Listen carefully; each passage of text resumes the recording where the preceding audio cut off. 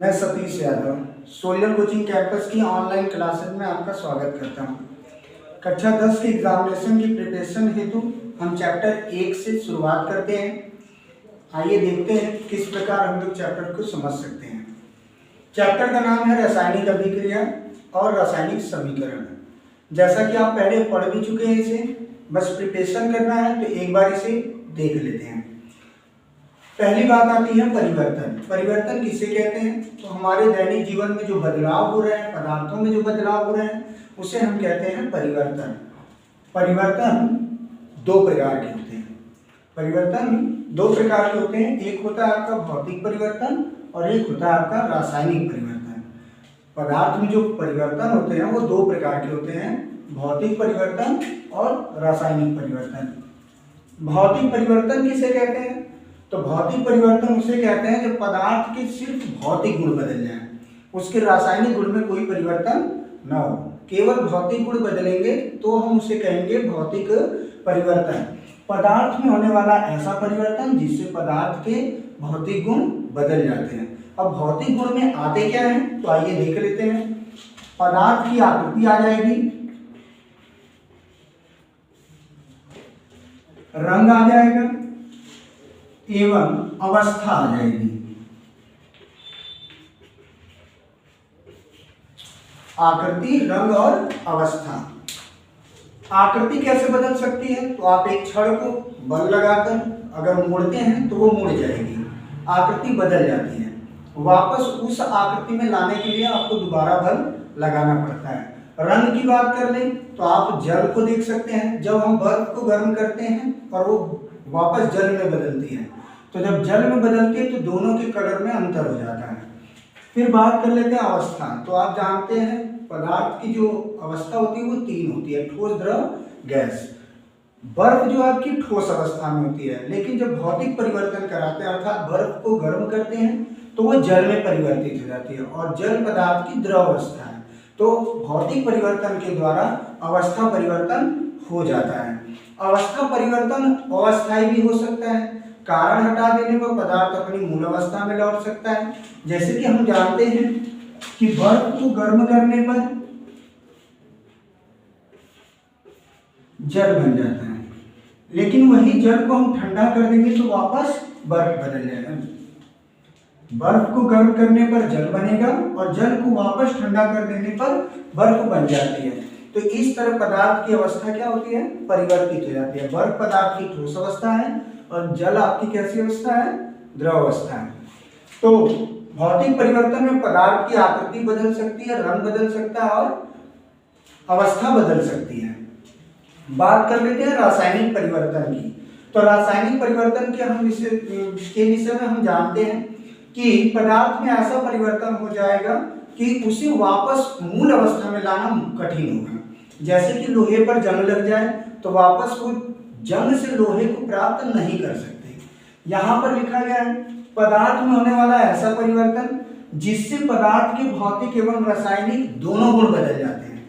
पदार्थ में होने वाला ऐसा परिवर्तन जिससे पदार्थ के भौतिक और रासायनिक दोनों गुण क्या हो जाते हैं? परिवर्तित हो जाते हैं। जैसे लोहे पर जंग का लगना, आपने देखा होगा आपके आसपास पड़ोस में कहीं पर भी खुले में अगर लोहे की कोई भी वस्तु रखी हुई हो, जैसे आयरन रॉड होती है आपकी जिसे हम छड़ के नाम से जानते हैं, उसे कुछ दिनों तक खुला छोड़ देने पर उस पर लाल भूरे रंग की परत जम जाती है और ये परत ही हम जंग के नाम से जानते हैं। ये परत जो होती है दिन प्रतिदिन लोहे को खराब करती है, नष्ट करती है। उस जंग से हम वापस लोहे को प्राप्त नहीं कर सकते। कागज का जलना, अगर कागज एक बार जल जाए तो उससे वापस उसकी राख से हम कागज को प्राप्त नहीं कर सकते। कागज पर एक और बात समझ लीजिएगा, कागज के अगर टुकड़े कर दिए जाएं, कागज के टुकड़े कर दिए जाएं तो उसमें उसके गुण नहीं बदलते हैं, बस आकृति बदलती है। बड़ा कागज छोटे छोटे टुकड़ों में बदल जाता है। मान लीजिए आपने इतना बड़ा कागज लिया, इसे बीच में से कट कर दिया तो ये आपके दो बराबर बराबर भाग के हो जाएंगे। तो इसका मतलब ये हुआ कागज का फटना या टुकड़े में विभाजित करना क्या होगा, भौतिक परिवर्तन होगा। लेकिन अगर वही हम कागज को जला देंगे तो कागज की राख से हम कागज को वापस प्राप्त नहीं कर सकते हैं। आइए देख लेते हैं रासायनिक परिवर्तन में क्या क्या चीजें बदल जाती हैं। तो रासायनिक परिवर्तन में पदार्थ के निम्न गुणों में परिवर्तन हो जाता है। तो आइए देखते हैं, इसमें नए पदार्थ का निर्माण होता है। जैसा कि आपने देखा, कागज को अगर हम जला दें तो राख प्राप्त होती है, और राख एक नया पदार्थ होता है जिससे हम पुराने पदार्थ को अर्थात कागज को प्राप्त नहीं कर सकते हैं। बात कर लेते हैं दूसरे पॉइंट की। तो इसमें लिखा गया है यह अनुत्क्रमणीय होती है। जरा सोचिए, अगर कागज को आप जला देंगे तो क्या उससे वापस कागज प्राप्त होगा? उसकी राख से तो कागज प्राप्त होगा नहीं। तो इसीलिए ये अनुत्क्रमणीय होते हैं। मतलब अगर परिवर्तन हो गया तो फिर वो वापस रिवर्सिबल नहीं होगा, वापस नहीं होगा। भौतिक परिवर्तन में हमने क्या पढ़ा था कि अगर बर्फ को हम जल में बदल दे रहे हैं तो गर्म करने के बजाय अगर हम बर्फ को गर्म करने पर जल बन रहा है, अगर जल को वापस ठंडा कर दें तो वो किस में बदल जाएगा? बर्फ में। लेकिन रासायनिक परिवर्तन में ऐसा नहीं होता। अगर पदार्थ बदल गया तो वापस वो पदार्थ प्राप्त नहीं होगा। जैसे कि लोहे पर जंग का लगना, एक बार लगी हुई जंग वापस लोहे में परिवर्तित नहीं होती है। गैस निकलती है, तो हम जानते हैं, इस पॉइंट को पहले क्लियर करने के लिए रिएक्शन देख लीजिए आप।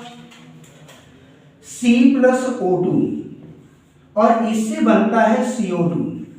ठीक है, C का मतलब हमने यहां पर लिया कोई भी कार्बनिक पदार्थ। आप कागज ले सकते हैं, कोयला ले सकते हैं, या कोई भी चीज ले सकते हैं जिसमें कार्बन हो। ऑक्सीजन के साथ उसकी क्रिया का मतलब हुआ कि हमने उसे जलाया।